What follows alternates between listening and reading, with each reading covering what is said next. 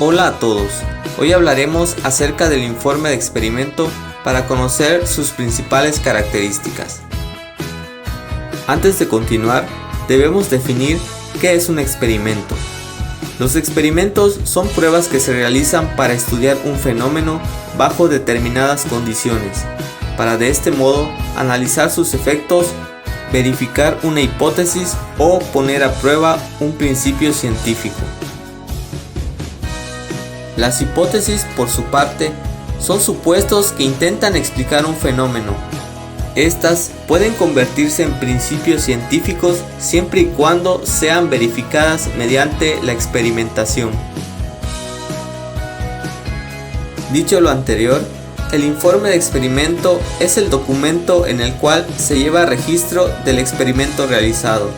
En él se incluyen los materiales, los procedimientos y los resultados o conclusiones a los que se llegaron.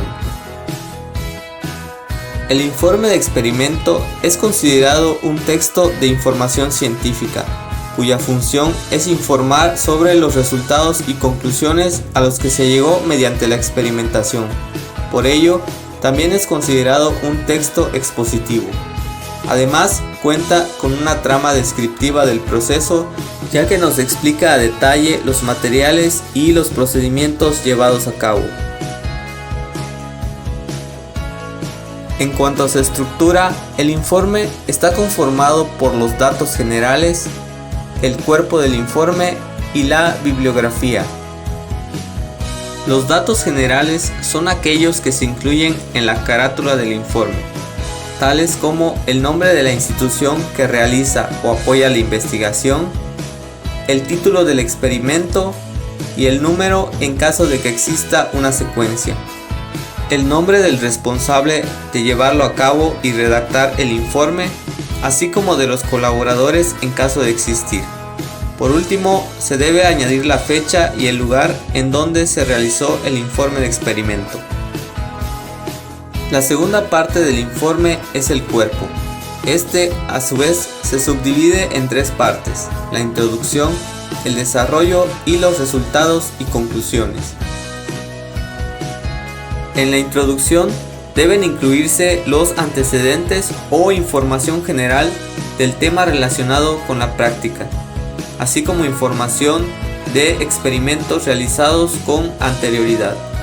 También pueden definirse algunos conceptos que nos ayuden a comprender mejor la redacción del informe. No debemos olvidar incluir el objetivo y la hipótesis que se pretende demostrar.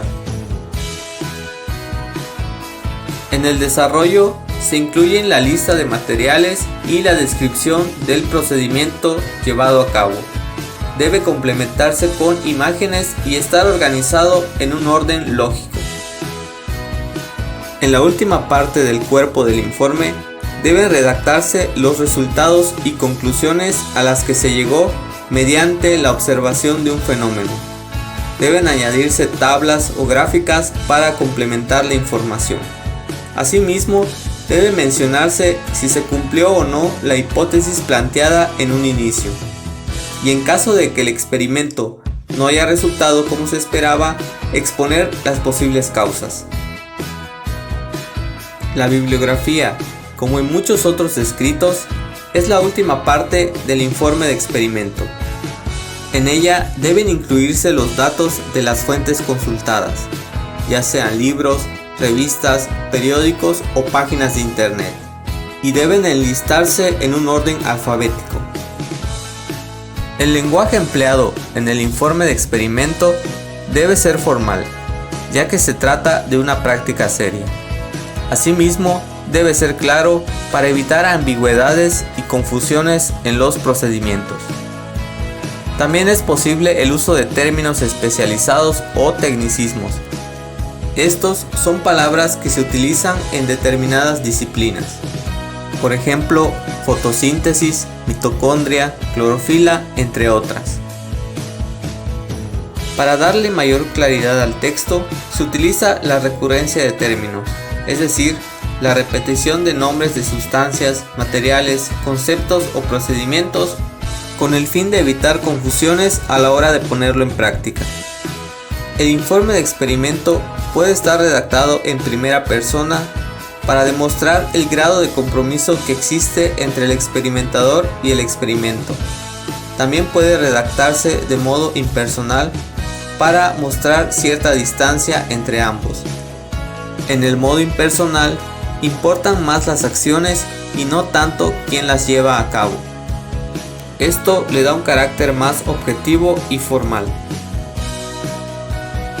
También es común utilizar la voz pasiva en la construcción de enunciados del informe. En ella, el sujeto no realiza directamente una acción, sino que alguien más la ejerce sobre él. Por ejemplo, en lugar de decir "el perro mordió el hueso", podríamos invertir los términos y decir "el hueso fue mordido por el perro". La mayoría de los verbos redactados en el informe suelen estar en tiempo pasado, ya que el informe es redactado posterior al experimento. Es importante el uso de conectores temporales para darle orden y continuidad a los procedimientos. Algunos de ellos son: en primer lugar, a continuación, posteriormente, luego, para finalizar, entre otros.